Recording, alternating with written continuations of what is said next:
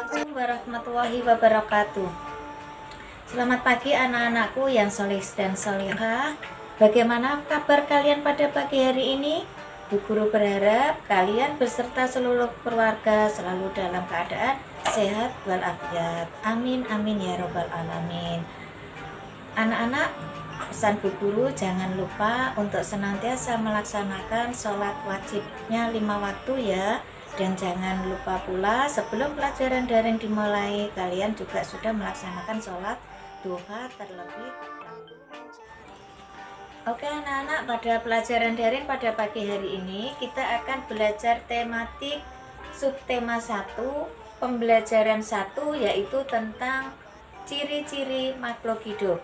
Silahkan kalian persiapkan dulu ya LKS-nya, nanti sambil dilihat LKS-nya serta sambil mendengarkan Bu Guru.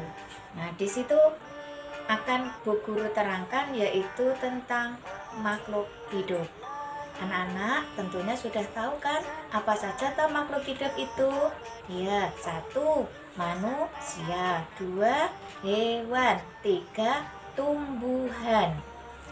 Lalu apa saja ciri-ciri makhluk hidup itu? Mengapa semuanya disebut makhluk hidup?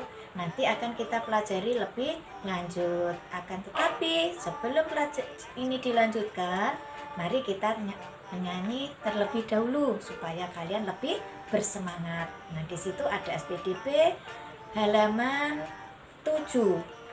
Kita akan menyanyi terlebih dahulu yang ada hubungannya dengan makhluk hidup, yaitu salah satu contoh hewan yang disebut dengan kupu-kupu. Nah, silahkan disimak ya anak-anak. Di situ ada lagu yang berjudul Kupu-kupu ciptaan Ibu Sud. Di situ juga diterangkan kok ada tanda lingkaran hitam, itu apa Bu? Tanda lingkaran hitam itu artinya bahwa nada atau kata itu dibaca atau dinyanyikan dengan pendek. Kalau yang bergaris panjang maka itu harus dinyanyikan dengan panjang. Nah, ini anak-anak ya. Untuk baris pertama, di bawah kata ku ada tanda panjang, di bawah kata pu ada pendek, ada tanda lingkaran.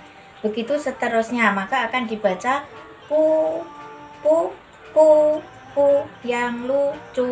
Nah, kalau tanda panjang, tanda garis itu berarti dinyanyikan panjang.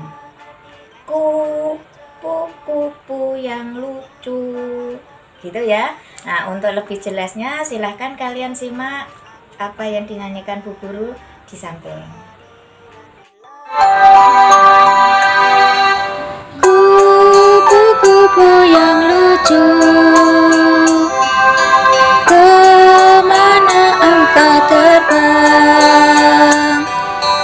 Hilirmu mencari bunga-bunga yang kembang, berayun-ayun pada tangkai yang lemah. Tidakkah sayapmu merasa lelah? Begitu anak-anak ya cara menyanyikannya, ada panjang, ada pendek. Lah, panjang pendek sebuah bunyi itulah yang disebut dengan irama. Jadi akan menyebabkan atau membuat sebuah lagu itu terdengar indah. Oke anak-anak ya, kalau sudah kita menyanyikan ini, kita lanjutkan yaitu tentang ciri-ciri kupu. Kalau tadi kalian sudah menyanyikan tentang kupu, maka sekarang kita akan mempelajari apa saja ciri-ciri kupu tersebut.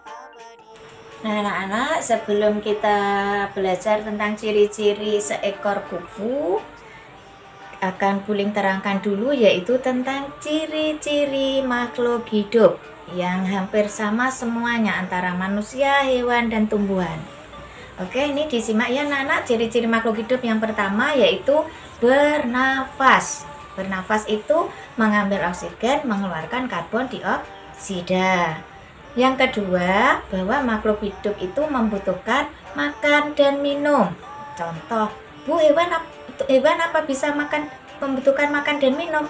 Iya, coba kalau kalian punya hewan ternak di rumah, kalau tidak dikasih makan, maka lama-lama juga akan mati. Begitu juga dengan tumbuhan atau bunga, tanaman di sekitar rumah kalian. Kalau setiap hari tidak disiram, tidak dikasih pupuk. Pupuk itu kan salah satu makanan untuk tumbuhan anak-anak ya. Maka kalau tidak dikasih makan, lama-lama juga akan mati. Nah, terus ciri-ciri yang ketiga yaitu bergerak. Makhluk hidup itu perlu untuk bergerak.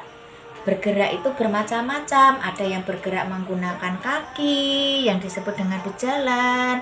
Ada yang bergerak dengan menggunakan perut. Ada yang bergerak menggunakan sayap. Nah, itu adalah cara bergerak supaya bisa kemana-mana. Selanjutnya yaitu ciri-ciri yang keempat, yaitu bertambah banyak, yang disebut dengan berkembang biak. Nah, itu ya ciri-ciri yang selanjutnya. Ciri yang kelima yaitu bahwa makhluk hidup itu mengalami pertumbuhan. Pertumbuhan itu kalau dulu kecil, maka lama-lama akan tumbuh menjadi tinggi atau besar, mengalami pertumbuhan dan perkembangan. Itu adalah ciri-ciri makhluk hidup.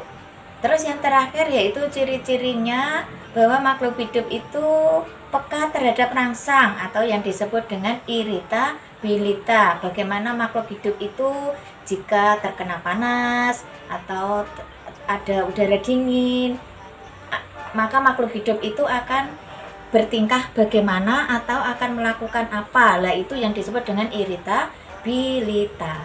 Nah, anak-anak, ada 6 ya tadi ciri-ciri yang diterangkan Bu Guru. Kalau kalian sudah mengerti, mari kita lanjutkan untuk melihat atau menyebutkan ciri-ciri dari seekor kupu-kupu. Nah, seekor kupu-kupu, anak-anakku semuanya pasti sudah tahu. Kalau yang belum pernah lihat seekor kupu-kupu, kalian bisa lihat gambar di LKS-nya tadi. Ayo, kira-kira apa ya ciri-ciri dari seekor kupu-kupu itu? Iya, yang pertama, kupu-kupu bergerak dengan menggunakan sayap. Nah, kakinya ada berapa, Bu? Karena kupu-kupu itu termasuk bangsa serangga, maka kaki kupu-kupu ada 6. Lalu sama dengan yang kalian lagu yang kalian nyanyikan tadi, kupu-kupu yang lucu, kemana engkau terbang? Nah, dia itu terbang untuk mencari makan. Makanan kupu-kupu itu apa? Dia selalu mengambil nektar. Nektar itu madu yang ada di dalam bunga yang sedang mekar. Nah, itu makanan dari kupu-kupu. Tadi sudah, kupu-kupu bergerak dengan menggunakan sayap. Kupu-kupu membutuhkan makan berupa nektar. Kupu-kupu mempunyai kaki berjumlah 6. Terus selanjutnya, cara berkembang kupu-kupu supaya bertambah banyak itu dengan cara apa, Bu? Yaitu dengan cara bertelur. Telurnya sangat banyak, anak-anak. Kalau bertelur itu ada di atas daun-daun.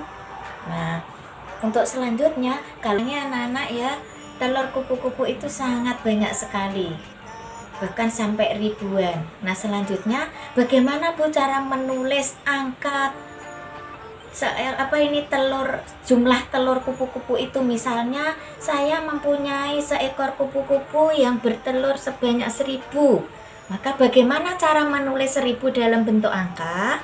Nah, anak-anak, kalau dulu di kelas 2 kalian belajar matematika yaitu baru sampai ratusan. Sekarang kalau kelas 3 sudah ditambah menjadi ribuan.